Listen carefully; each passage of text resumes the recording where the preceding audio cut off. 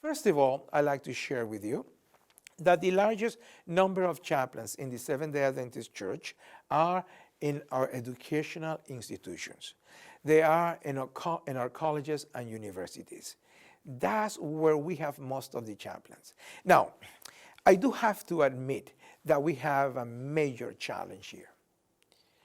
And some of us may ask, well, do we need chaplains in our institutions? Well, this is the challenge that our church and many churches have, not only ours. Of our students, of our young people, 25% of our young people are in our schools.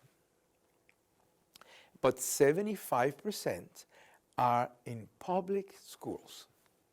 And that's a challenge because we tend to have chaplains, most of us, most of our schools, in the schools. We do have some chaplains in our schools. And we even have challenges there because who are the chaplains that are chosen to be in the schools? I would like to see that all of our schools, their chaplains are chaplains that are endorsed. That means that the church recognizes that that pastor has the training, has the experience, and the skills to be a chaplain, are ordained so that they can function as a chaplain. And ideally, that they have received a board certification, meaning that not only they are assigned, not only they have been identified by the church that they can function in the role of a chaplain, but that they have experienced a good time as chaplains and have chosen that to be their professional emphasis. So that is extremely important. But we do that. We're okay with that. But the problem is the public schools. Most of our students, 75%, 3/4 of our students are in public schools. Do you have any idea of the challenge that is for young people? When they confront teachers that not only they don't care for the church, they don't care for our beliefs, they don't care about the importance, for example, of the Sabbath, but they also criticize and they diminish any religion that the students may have. Many of these teachers in public school do not even believe in God. So when the students confront these teachers, when they go to these places, who will be there to help them to answer the questions that they have that will come up when these teachers challenge their faith? That is the challenge that we have. We do have a ministry called Public Campus Ministry.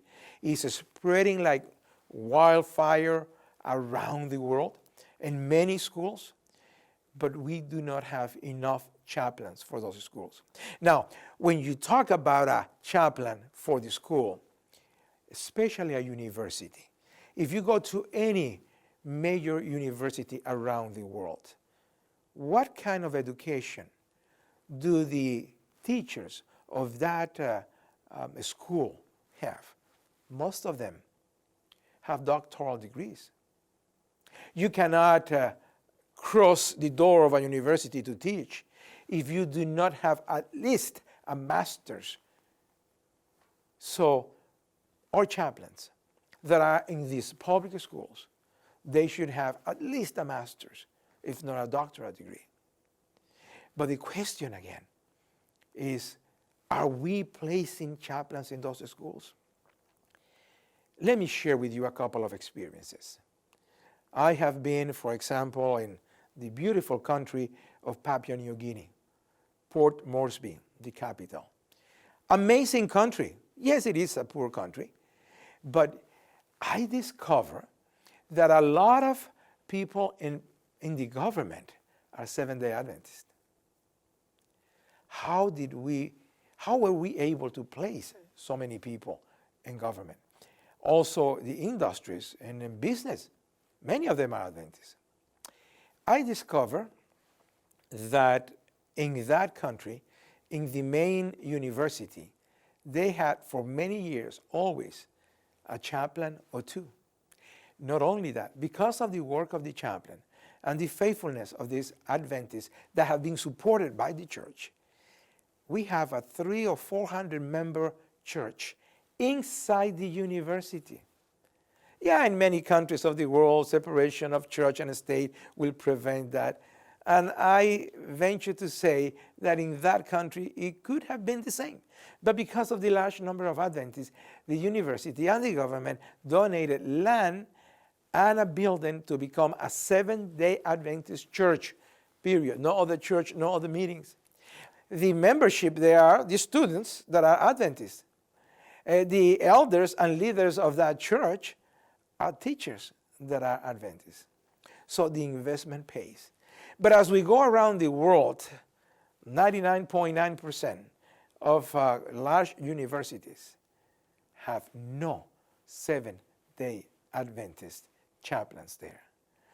So who is taking care of our students in those public schools? Now, let me tell you why it's important.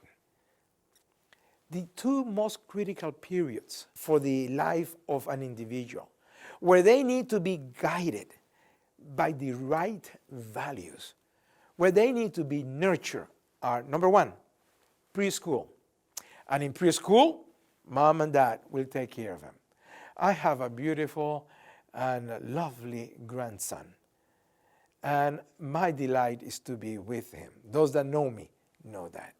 And I wish I could do something and prevent him from growing.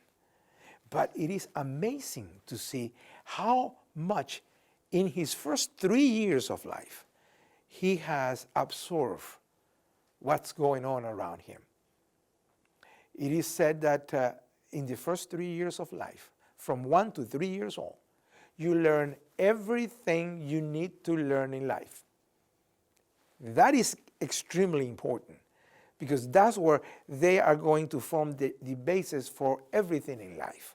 So that is key. And then the second period is college. Why? Well, in college, you are going to choose who you are going to marry. In college, you are going to choose what you are going to do in life. In college, you are going to choose whether or not you are going to be successful, whether or not you are going to pay tithe, whether or not you are going to be faithful to the church. What you are going to do for the rest of your life, who you are going to spend your life with, that is chosen in college. And that is why you need, at college, university, that's why you need chaplains there. So that's the importance of chaplaincy in colleges and our university. Let's go on and study another part that is extremely important. Also, in many of these programs and in these courses, you will find courses for chaplaincy, especially in prisons and penitentiaries. It is extremely important that we have chaplains in those places. Why? It was the northern area of Brazil, a town there.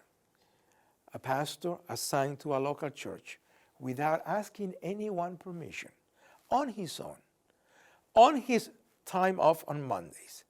He decided that he was going to visit the prison and that he was going to just spend time there, ministering, taking care of the prisoners. No other agenda, but just be there for them. He was assigned to that church for about 7 or 8 years. At the end of that time, as is normal, the conference moved him to another district. Several months after that, almost a year after that, someone came knocking at the door of the conference president. And when the conference president invited him into his office, he identified himself as the person in charge, the warden of the local prison. And he said, I have a question for you. Pastor, you had assigned a pastor to a church here in this area. What happened to him? And the conference president said, well, as it is our custom, we moved him to another place. But why are you worried about him? Did you have a personal relationship with him? Were you a friend of him? He said, no, I was not a friend of him. I knew him. But what he did is that, as you know, he came and visited my prison. The conference president was surprised. He said, I didn't know that. Yes, he was visiting my prison. And for the years that he did that, the rate of incidents when my prisoners were released, when they were released, they usually, many of them come back. But while he was here, many that were released did not come back. They didn't come back because they were rehabilitated, because they did not get themselves in trouble. So I want somebody to come and visit my prison, because as you very well know, the reason why we have prisons, the reason why we incarcerate people, the main reason is not for punishment. It is a punishment, yes, but that's not the reason why we do that. The main purpose and mission of correctional institutions is to rehabilitate people, to help them learn how to be a good citizens. But, my friends, you and I know that prisons today have become universities of evil. Prisons today are places where people that are incarcerated, they learn how to be better criminals. That's what prisons today are. But we can change that around if we have chaplains there. So is ministry needed there in penitentiaries? Well, it is mandated by Jesus and Paul. You can read it for yourself. Matthew 25:36, Hebrews 13:3. It is also a proven part of fulfillment of the mission of the church and institution. And that is what? Rehabilitation. Let's move on and continue to look at other areas of chaplaincy. Healthcare institutions. Do we need chaplains in hospitals? What do you think? Well, I have been a chaplain for many years. I spent directly in chaplaincy about 32 years working as a chaplain. And most of my time was in hospitals. Ministry is needed in the hospitals. That is the model that we find in Jesus' ministry. He was preaching and healing. And he healed more people than he baptized them. He did more healing than preaching. There is where you meet people at the point of need. In the ministry of healing, a book that I recommend for all of you to read, you will find that beautiful model. Follow Jesus' model of blending the office of both priest and physician, and is evident in the early Christian church. Preaching, teaching, and healing. Let me tell you stories that have been my experience as I was a chaplain in hospitals. One of those that is very vivid in my mind is a man that came to the hospital with a heart attack. They needed to do what is called bypass surgery. There are different kinds of heart surgery. The two main surgeries, or more extensive surgeries, is what is called an open heart surgery. And that is when the valves of your heart are not working well. And they are, as we say, leaking. They allow the blood to go from one area of the heart to another, but instead of closing, they stay half open, so the blood comes back into the previous area, and that creates a problem. And that's an open heart. So they open your chest, they stop your heart, they open your heart, and once they open the heart, they take that valve out and they replace that valve with another valve. Today they are using all kinds of synthetic valves. But it's not the most common. The most common is what is called a bypass. A bypass is performed when the heart, that is a muscle, that has to be always irrigated or always bathed in blood. One of those vessels that brings the blood to the heart gets blocked and do not allow the blood to flow into the heart. And when that happens, part of your heart dies. And that is called a heart attack. This man had a heart attack. And when he was brought to the hospital, he was performed bypass. The explanation of a bypass is a little complicated, so I'll try to be brief but also give you an idea. A bypass is, again, they bypass the vessel that is blocked. So things that you do is open your chest, they stop the heart, then they take from your leg another piece of vein or artery, and then they make sure that it's working well, and that it's very secure, and then they come into that artery that is blocked, and then they bypass that blockage. That is why it's called a bypass. Well, this man had a bypass about 10 years earlier. That graft or that piece of vein that was part of the bypass was attached to the back of the sternum. To go in the heart, they have to saw the sternum in half, open it up, go inside, and the doctors did not know that the previous graft was attached to the back of the sternum. So when they went inside and they cut the sternum, they cut the vein or the graft, and there was blood all over the place. In a rush, they had to do what is called cannulize. They have little plastic cannules that go into the main artery and vein in the heart, and then they take the heart, the blood coming out of the body, they put it in a machine that is called heart-lung machine, and then they clean the blood and put it back in. So, but they had to do that in a rush. You usually don't do that in a rush. You take your time to do that. So they had to do all of this. Open the heart, open the chest, get the heart going again, and stopping it, cannulize it. And then what my friend, a surgeon, did, he usually does this, he opens, he does all the procedure, and then you have to wait for the heart to get going again, because they have to stop the heart to do the bypass. The problem was that after everything was done, he could not get the heart going. Now, this friend of mine had a tradition, a way of doing things. And that was that when he had a surgery like this, he never went out to speak with the family, to tell them whether it was success or whether it was a failure, whether the man was alive or whether the man was dead. He never did that until he knew for sure. So he let his assistants work with the heart to see if they could get the heart going again. Once you stop it, you don't have a key to turn it on. There is no secret.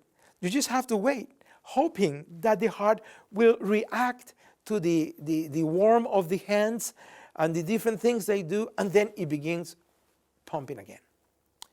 So he went to the waiting area for the physicians, the lounge that they have. And he called me up and he said, "Chaplain, this is what happened. Explain to me the whole thing that I just explained to you." And then he said, "I don't know. I cannot get the heart going. Go and talk to the family and prepare them for bad news." So I went out, met the family for the first time. We began to talk. And I said, "Things don't look good." They asked me for details, but as a chaplain, you don't give details. That's not your area. You are not an expert in medicine. They ask questions and you will not know how to answer them. So you just pray with them. I said, "Let's pray." After about 15 or 20 minutes, the doctor came in. He explained the whole thing to them as I have explained to you. And then he said, "Finally, we were able to get the heart going. Now, before I go on, let me share with you also that this doctor was not the best example of a Christian physician. I don't think he believed in anything. And sometimes he made fun of religion, of God and everything. But that's the way he was. And he was one of the best doctors anyways. So he explained the whole thing to the family. And then the wife looked at the doctor and he said, "Doctor, thank you for saving the life of my husband." And this doctor that was also somewhat rude and not with a lot of people skills, he looked at her and he said, "Don't thank me for saving the life of your husband. I did not save his life. I want you to know that I basically killed him because to do the surgery, I stopped his heart. He's only alive because God wanted him to be alive. Thank God and the chaplain for that." Even a physician, accustomed to see the worst of people, to see people in real bad decisions, he was able to see the hand of God and the work of the chaplain. So that's why in hospitals and in clinics, it is important to have a chaplain presence. There is where many times people will be called to rest. That's where they died. When I walk into those hospital rooms, I know I'm walking on holy and hollow ground. That is when sometimes life will end. How many times I have seen a family,